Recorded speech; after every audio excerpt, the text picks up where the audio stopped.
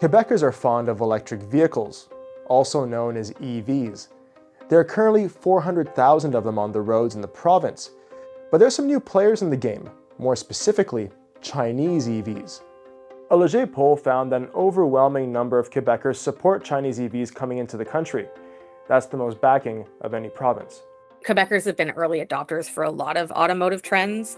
Again, very European mindset, very in terms of design, in terms of performance. So with Chinese EVs landing in the province, here are 3 things you should know.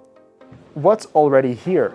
Since March, importers have been bringing these cars into the country, and as of right now, there are only 2 manufacturers that are interested in the Canadian market: Chinese manufacturer Geely, badged under the Lotus brand, and Dongfeng. What's being offered as of right now is either a luxury Chinese EV or an affordably priced one. And with provincial subsidies soon ending, the expected sticker price for some of these cars will be no more than $35,000, which can incentivize some consumers to go electric.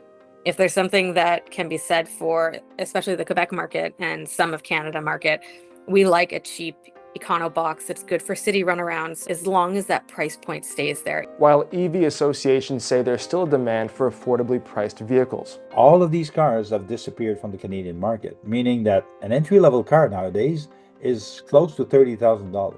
For somebody who has to pay the rent, who has to pay for food, it's quite a bit of money. Chinese-made versus Chinese-owned. Of the 49,000 vehicle threshold set by the Canadian government annually, a bit over 9,000 are already in the country according to Global Affairs Canada. But there's a caveat to those numbers, because the quota isn't solely for Chinese-owned vehicles, but Chinese-made vehicles as well, like the Tesla Model 3. I was actually hoping that they'd be all Chinese EV companies because they would be more reasonably priced, I believe. And so I think another company is Sweden's Polestar. They also make in China, and I think some of the EVs coming in will be Polestars. What if there's a problem? Let's say you're driving your Chinese EV and something goes wrong that requires immediate maintenance, but the manufacturer doesn't have a dealership. While Lightstone says it can follow in Europe's approach.